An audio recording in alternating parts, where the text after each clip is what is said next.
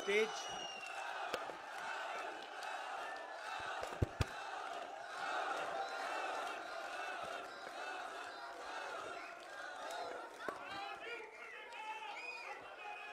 Stage पे वरिष्ठ लोग, लीडर्स, भाइयों और बहनों, आप सबका यहां बहुत बहुत स्वागत। नमस्कार। थोड़ा मैं लेट हो गया, इसके लिए मैं आप सबसे माफी मांगता हूं। थोड़ा आपको कष्ट हुआ, मेरी गलती है, तो सॉरी। अभी आपने, मैं सोच रहा था जब आप कह रहे थे कि 2-3 अलग अलग डिबेट्स हुए थे 1947 में, उससे पहले, और उन्होंने हिंदुस्तान का फाउंडेशन बनाया था। और आपने कहा कि अब वही जो फाउंडेशनल आइडियाज हैं उनको तोड़ा जा रहा है, परे करा जाए। कॉन्स्टिट्यूशन सिर्फ एक किताब नहीं है। कॉन्स्टिट्यूशन, अगर आप इसको थोड़ी गहराई से देखें, ये actually transfer of power document है। और ये सिर्फ एक किताब नहीं है, ये एक ट्रांसफर ऑफ पावर की प्रोसेस है जो 1947 में शुरू हुई है। अब एक बात क्लियर है, वो 1947 में भी थी, आज भी है, शायद कल भी होगी, कि अगर आप हिंदुस्तान के पॉपुलेशन को देखें, सर्वे करें, तो आपको पता लगेगा कि तकरीबन 90% पॉपुलेशन दलित, आदिवासी, ओबीसी, माइनॉरिटी। ये फैक्ट है, इसको कॉन्टेस्ट नहीं किया जा सकता। और मेरे लिए एक ही इंटरेस्टिंग सवाल है कि अगर हम कॉन्स्टिट्यूशन को पढ़ें और उसमें साफ लिखा है कि हिंदुस्तान के हर व्यक्ति को के साथ एक जैसा बर्ताव होना चाहिए, it is also a document of equality. So it is a document of transfer of power, it is a document of equality. तो मेरे लिए सवाल इंटरेस्टिंग यही है कि भैया 90% के पास कितनी भागीदारी है, यही सवाल है, और कोई सवाल ही नहीं है।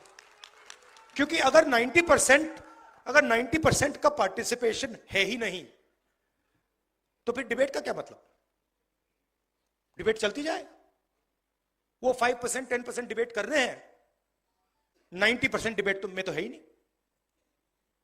क्यों? अगर आप हिंदुस्तान के नैरेटिव को देखें और पावर स्ट्रक्चर को देखें, चाहे वो कॉर्पोरेट स्ट्रक्चर हो, चाहे हमारे मीडिया में जो हमारे दोस्त हैं वो हो, चाहे ब्यूरोक्रेटिक स्ट्रक्चर हो, उसमें 90% की आवाज ही नहीं है। और मैं ये लाइटली नहीं कह रहा हूं, मैंने इसको स्टडी किया है। तो 90% लोग नैरेटिव में है ही नहीं। आप मीडिया को देखिए,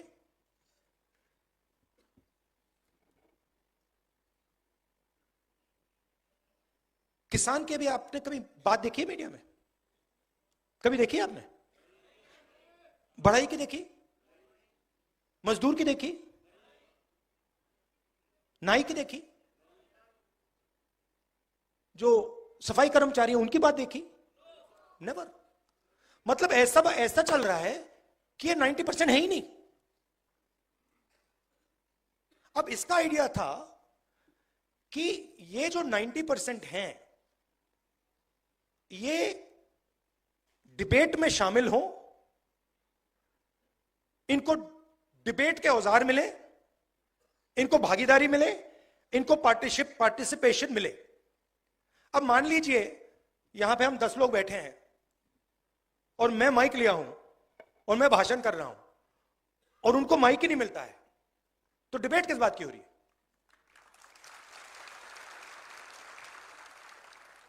तो मेरा कहना है डिबेट के लिए भागीदारी चाहिए, पॉलिटिकल पार्टिसिपेशन चाहिए। अब आप इंटरेस्टिंग चीज नोट कीजिए, 2 चीफ मिनिस्टर अरेस्ट हुए, 2 हुए। आदिवासी चीफ मिनिस्टर अभी भी अंदर है। अजीब सी बात है, इंटरेस्टिंग बात है। 2 चीफ मिनिस्टर है, मतलब 2 स्टेट्स ने लोगों को इलेक्ट किया है, और आदिवासी चीफ मिनिस्टर पहले जेल गया और आज तक नहीं निकला, और नेशनल मीडिया उसको भूल गए। नेशनल मीडिया सोरेन जी के बारे में बात ही नहीं करती, जैसे वो थे ही नहीं, है ही नहीं।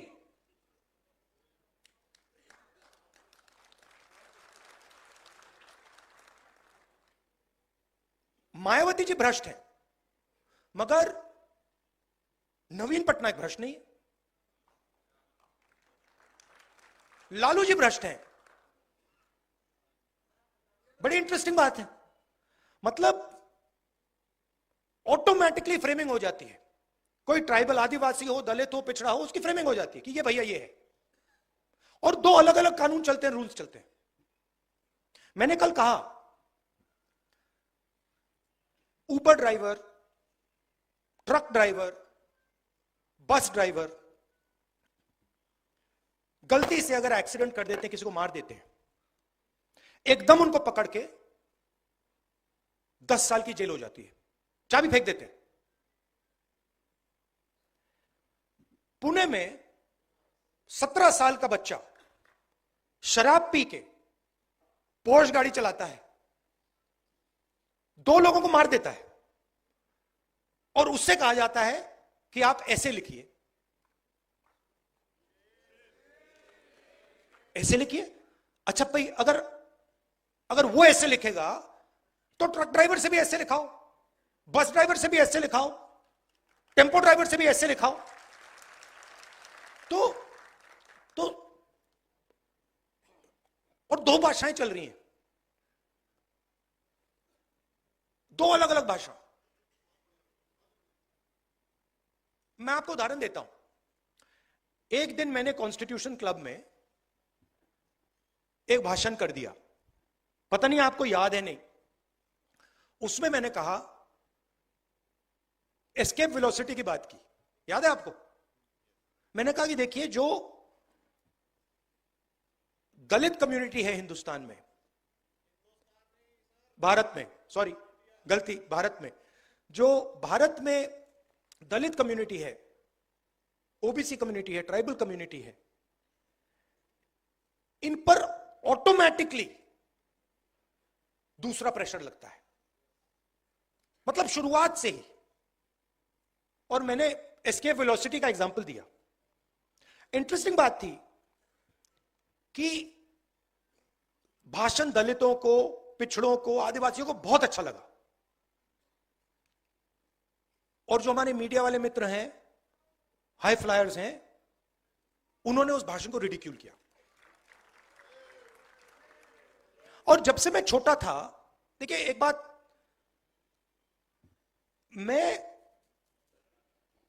जब से मैं पैदा हुआ हूं, 1970 जून 19, तब से मैं सिस्टम के अंदर बैठा था। मैं सिस्टम को अंदर से समझता हूं। मुझसे आप सिस्टम नहीं छुपा सकते।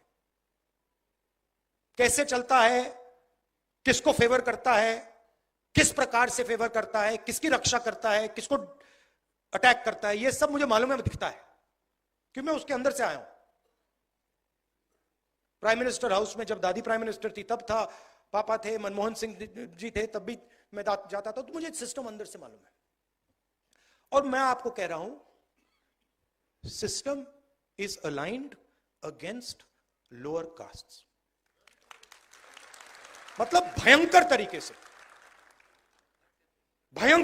से हर लेवल पे। आप कॉर्पोरेट सिस्टम देख लो, मीडिया सिस्टम देख लो, ब्यूरोक्रेसी देख लो, जुडिशरी देख लो, एजुकेशन सिस्टम देख लो, मिलिट्री देख लो, जहां भी आप देखोगे 90% का पार्टिसिपेशन ही नहीं है। और आर्ग्यूमेंट बनाई जाती है, मेरिट की आर्ग्यूमेंट। अब ये कैसे हो सकता है कि 90% के पास मेरिट नहीं है? हो ही नहीं सकता। तो कोई ना कोई कमी तो सिस्टम में है। मैंने पता लगाया, सारे आंकड़े निकाल दिए मैंने। मैं एक दिन आपको दिखाऊंगा, आप मतलब चौंक जाओगे। मीडिया में senior anchors, senior influencers, media owners, senior managers, एक दलित, एक आदिवासी, एक ओबीसी नहीं है। एक नहीं है। मैंने पूरी लिस्ट निकाली, एक नहीं मिला। फिर एक मीडिया का ओनर था, जानता हूं उसको, तो मैंने उनसे कहा कि देखिए एक बात बताइए, मुझे एक बात समझ नहीं आ रही। कहते हैं क्या? मैंने कहा आप एंड में आप अपना न्यूज़पेपर बेचना चाहते हो, आप अपना प्रोडक्ट बेचना चाहते हो? कहता है हां। तो मैंने कहा मुझे ये आप समझाओ कि 90% जो लोग हैं उनकी बात आप क्यों नहीं करते हो?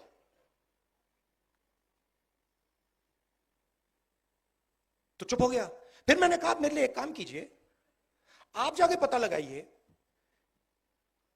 कि आपके न्यूज़पेपर में जर्नलिस्ट्स, ये बाकी लोग ओबीसी कम्युनिटी, दलित कम्युनिटी के कितने हैं? जवाब नहीं दिया मुझे,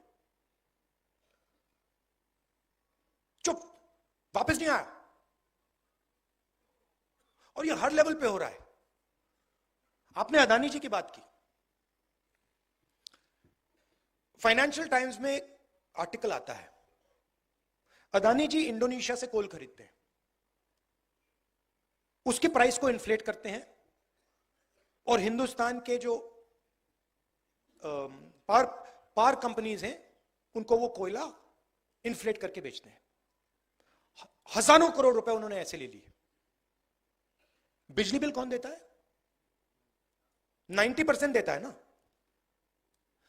तो पूरे का पूरे सिस्टम का यही काम है। जो 90% है उनके लिए 2-3 एवेन्यूज हैं। पहले पब्लिक सेक्टर हुआ करता था, उसको खत्म कर दिया। रेलवेज है, उसको खत्म कर रहे हैं।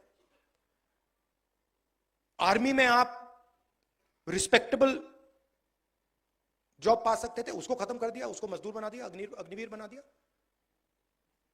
और फिर आप मनरेगा देखिए, 90% की वहां पे आपको लिस्ट मिल जाएगी। मजदूरों को देखिए, वहां 90% मिल जाएंगे।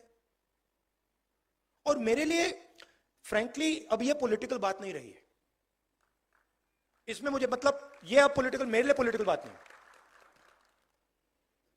मेरे लिए अब ये मिशन है, इसको मैं छोड़ूंगा नहीं।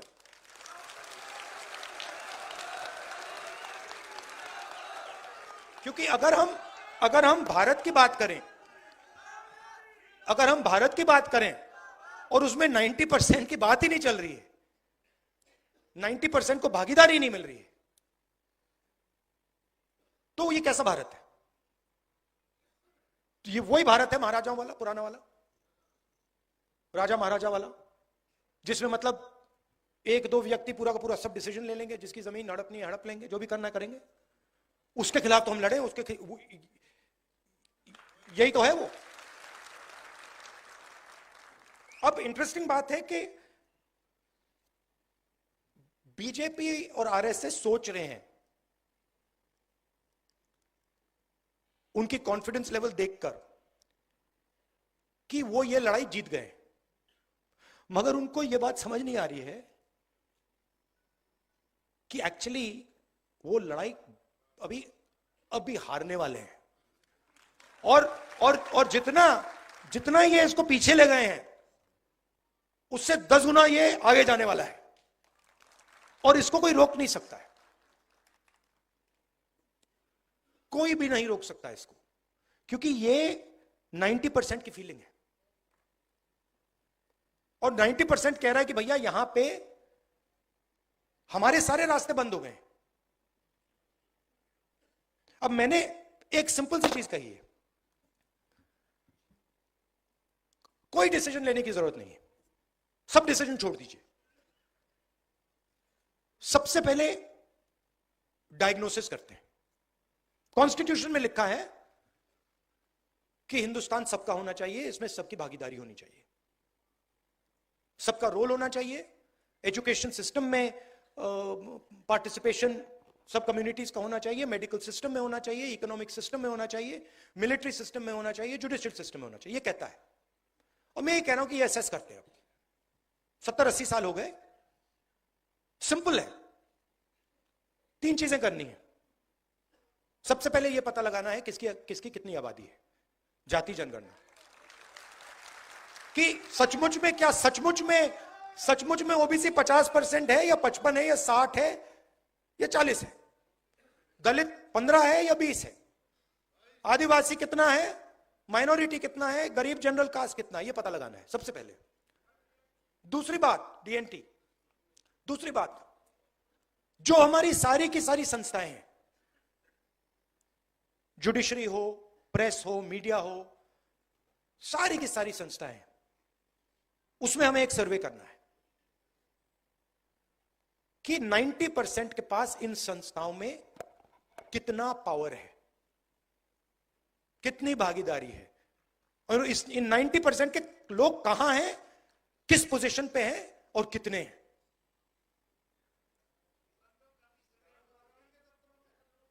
हाँ, यह दूसरी बात है। और तीसरी बात, इकोनॉमिक फाइनेंशियल सर्वे, कि हिंदुस्तान का जो धन है वो कितना किसके हाथ में है, उसका कितना भाग दलितों के पास है, कितना भाग आदिवासियों के पास है, कितना भाग ओबीसी के पास है, कितना माइनॉरिटी के पास है, कितना गरीब जनरल कास्ट के पास है। और हमारी सरकार आएगी तो मेरी पहली प्रायोरिटी ये 3 काम होंगे। और डायग्नोस्टिक के बाद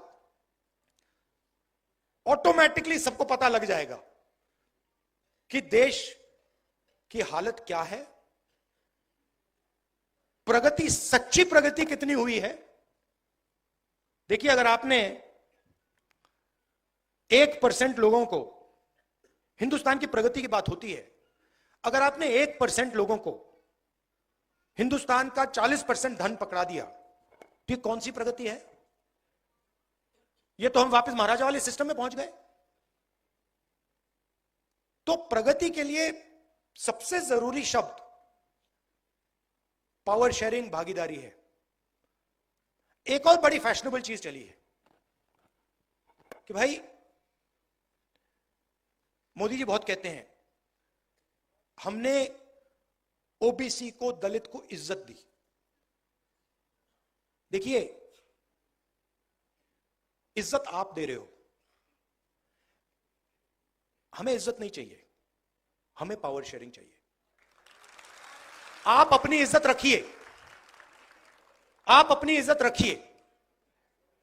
जिस दिन दलितों को, आदिवासियों को, पिछड़ों को पावर शेयरिंग में जगह मिल गई तो इज्जत अपने आप मिल जाएगी, आपकी कोई जरूरत ही नहीं। तो ये आइडिया कि ऊपर से इज्जत दी जाएगी, अमीर लोग गरीबों को इज्जत देंगे ना, कोई जरूरत नहीं है। आप अपनी इज्जत रखिए, उठा के रखिए अपनी इज्जत, हमें नहीं चाहिए। हमें पावर शेयरिंग चाहिए, हमें इंस्टीट्यूशन में जगह चाहिए, और हमें डायग्नोसिस चाहिए कि ये हिंदुस्तान की सच्चाई है। आज ये सच्चाई है, 70 साल पहले वो सच्चाई थी, आज ये सच्चाई है, और सच्चाई के बल पर हम आगे जा पाएंगे।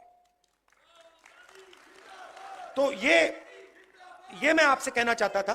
और ये आजकल फैशन चला हुआ है, मोदी जी के लोग कह रहे हैं कि भैया हम इसको बदल देंगे, ये इसको हम चेंज कर देंगे, इसको फेंक देंगे, इसको फाड़ देंगे। ये आप लोग ये सपना मत देखिए, आपकी बस की नहीं है। इसको कोई छू नहीं सकता है, कोई शक्ति नहीं छू सकती है, और जो छुएगा उसका मुकाबला हम सब करेंगे।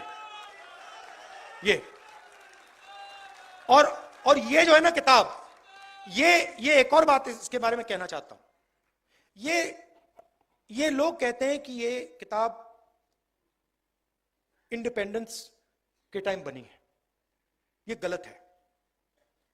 ये किताब बहुत पहले बनी थी, इसको इस फॉन्ट में नहीं रखा गया था।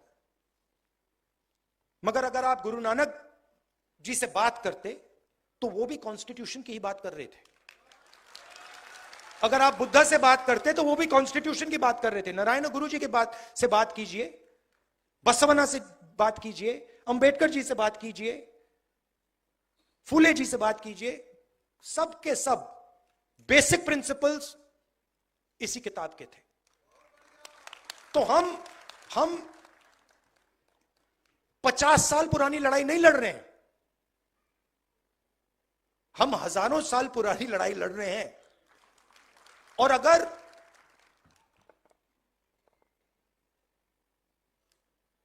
उनका एक विजन है,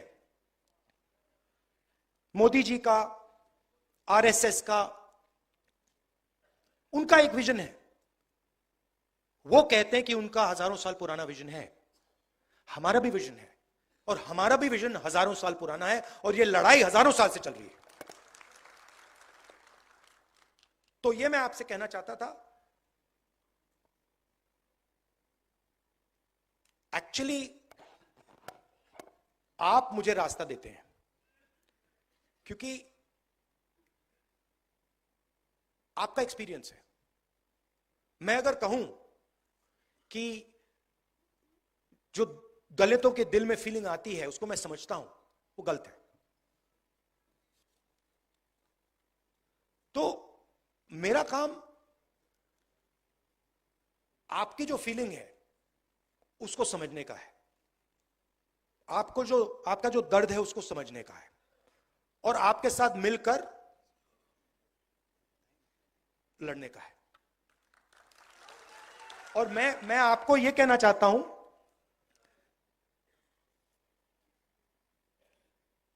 कि अभी इंटरेस्टिंग टाइम शुरू हो रहा है। मैं बता रहा हूं, ये इनको बात समझ नहीं आ रही है, बट जैसे वेव ऊपर बढ़ती जाती है ना, फिर गिरती है।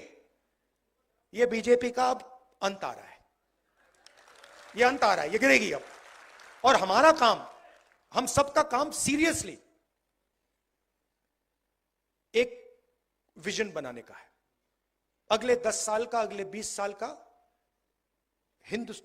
भारत के लिए 90% का भागीदारी का विजन बनाने का है।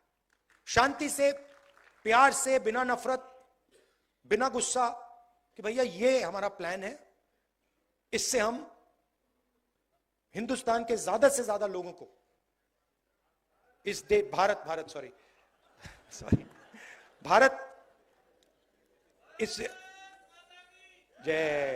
इससे हम ज्यादा से ज्यादा लोगों को इस देश के प्रगति में, इस देश के फ्यूचर में हम शामिल कर सकें। और ये लंबा रास्ता है, हम सब एक साथ इस पे चलेंगे और बहुत अच्छा रिजल्ट आएगा। आप सबका दिल से बहुत बहुत धन्यवाद। एक बार फिर माफी मांगता हूं, थोड़ा लेट हो गया। धन्यवाद, नमस्कार।